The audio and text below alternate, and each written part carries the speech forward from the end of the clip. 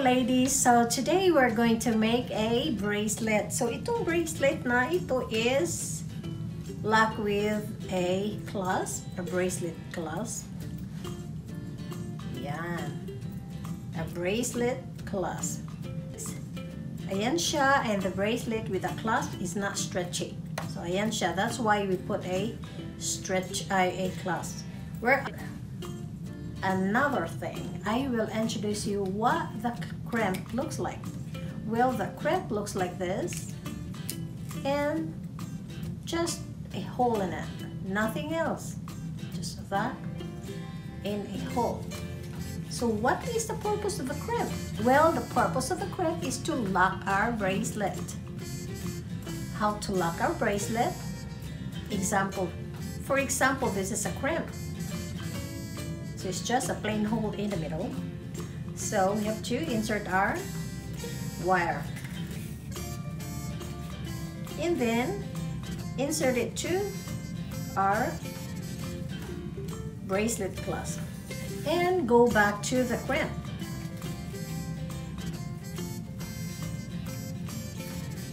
So this looks like, see?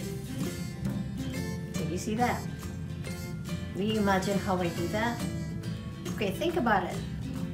Insert to the crimp, go to the bracelet clasp, and go back to the crimp so that it will hold like this.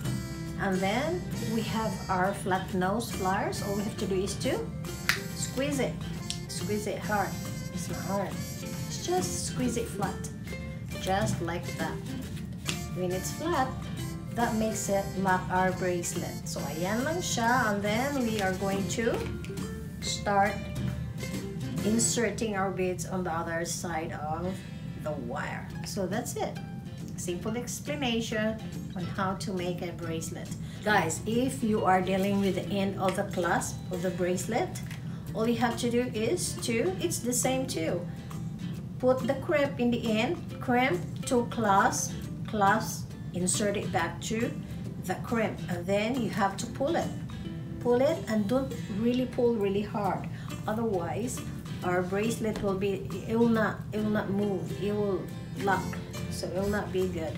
So you just pull it, and then insert the beads from here, insert the beads, and 3 beads. You have to cut the remaining wire, and if you cut the one, so it'll be good. Before we continue making our bracelet, please click the subscribe button, and if you want notification every time I make a beads, please click the bell button so that you will be notified. Thank you very much and have a nice day. Naisipan kong magawa ng bracelet dahil lockdown and I have nothing to do this afternoon. So ayan, mag-bracelet tayo guys. So these are just a few of my beads. Ayun, mga maliliit sila. Eh, gusto ko siya. Ito siya.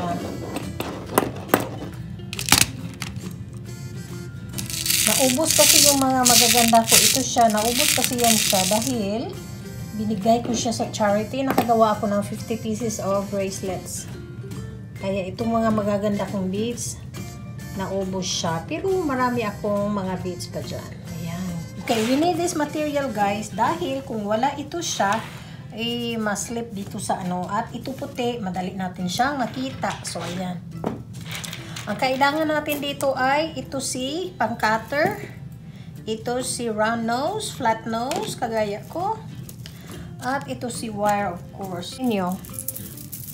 So, 6 to 7 inches. Ayan siya. So, yan ang bracelet natin guys. Di ba maganda siya? Huwag niyo lang tingnan itong ko, yung kamay ko na maitim. So, ayan. Ang kahaba ay 7 inches. Ayan. Yan siya kahaba ng bracelet natin. 6 to 7 inches guys. Dahil itong clasp parang nag half inch na rin siya.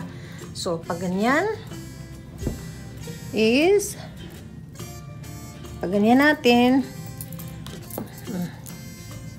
hanggang siya, Kung gusto mo siya ganyan, pababa, ayan, maganda siya. Pero kung gusto, 7 inches, yan. Pero kung gusto mo na, regular, ano lang siya, ganyan lang. Siguro mga 6 lang siya. Pero gusto ko yung pag ganun, di ba? Hindi naman siya mahulog, pero ayan. Okay, we'll do it. Dahil, if I buy something, bracelet, magbili ako ng pinakamahaba. Tapos, tanggalin mo yung si haba. Ayan na, naiwan na yan siya. So, ayan. So, necklace talaga siya, guys. Para siyang necklace. And then, we'll tanggal na lang para makagawa tayo ng bracelet. Ayan siya. Spacers. So, guys, kailangan natin ng spacers. Either magkuha tayo ng spacers dito. Or, let's see, kung kaya niyan. May dito maraming yung spacers pa. Kailangan ko ng picker.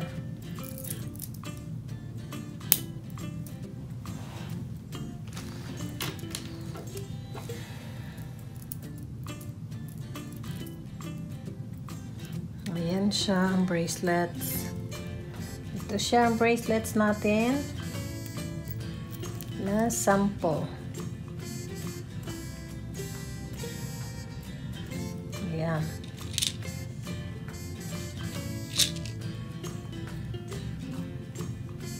So, all we have to do is kunin natin ito siyang flat nose.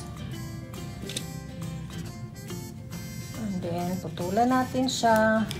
Cut it. And make sure, guys, na you have to put it in para it will not lose. And then, since wala tayong pang ano niya, para hindi siya mawasak, ang gagawin natin is we'll tape there. Ayan.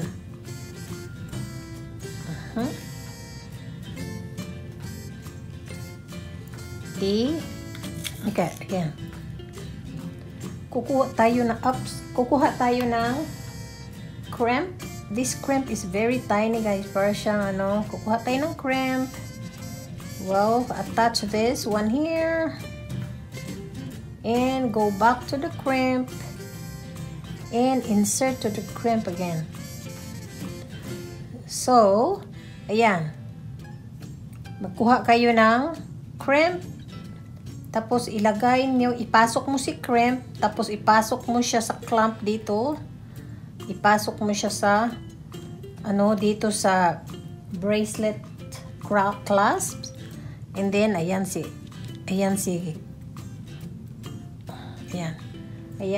crimp. I-squeeze mo si crimp para mag-lock yan siya. Oh, you see?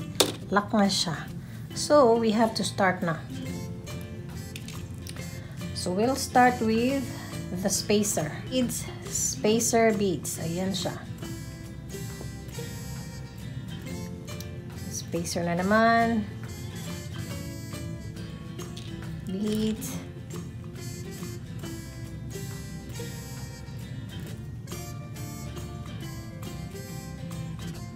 Spacer.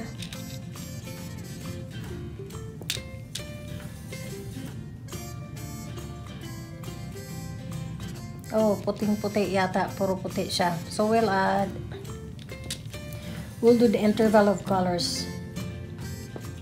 So, yan si puti. And then, si brown.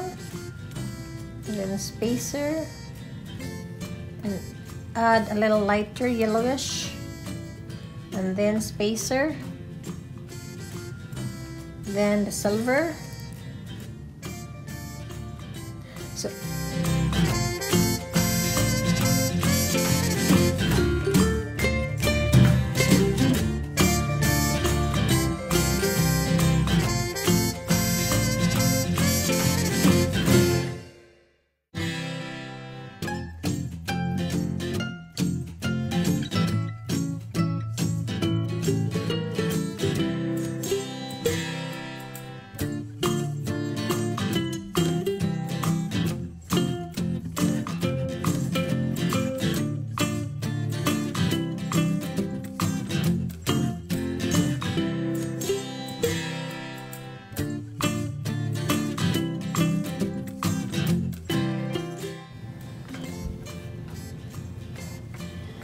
you have to do is to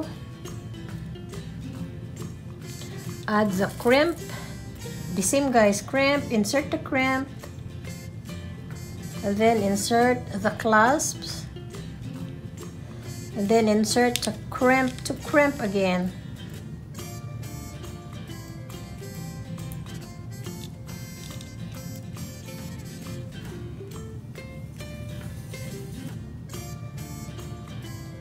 And dito guys, insert mo siya back, the thread or whatever, the wire. Put back the wire, mga 2 or 3 of those.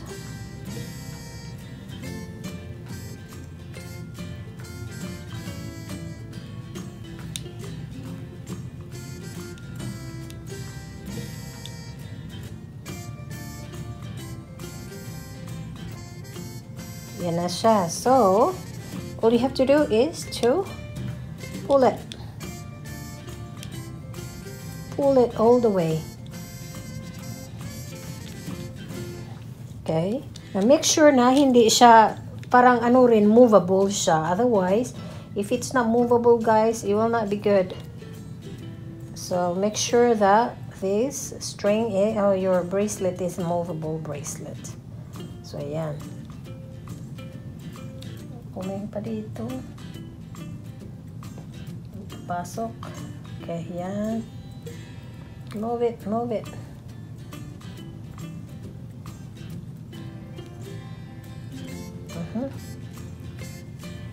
Yeah, you see? Tight na siya. So, from there, from crimp, insert it to the clasp, then go back to the crimp, and then insert it to 2 to 3 beads. Ayan lang siya. So, yan. Removable siya. Dito siya is tight. Dito rin sa kabila is tight. So, this is 7 inches. You see? Is from the end to the other end. So, ayan. So, all you have to do is to pull it, hold it, para mag-ano yung crimp niya dyan. And then, after that, you have to lock the crimp by tightening it. There. So, ayan. And after dyan, so, lock na siya, guys. After dyan, you get your cutter. And you cut your, ayan. So, you see, bracelet na siya.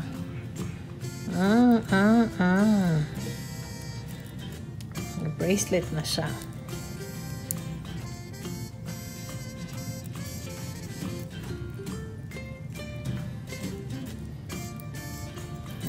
You see? Ayan na ang bracelet natin, guys. First bracelet. Ayan, in 5 minutes, makagawa na kayo niyan.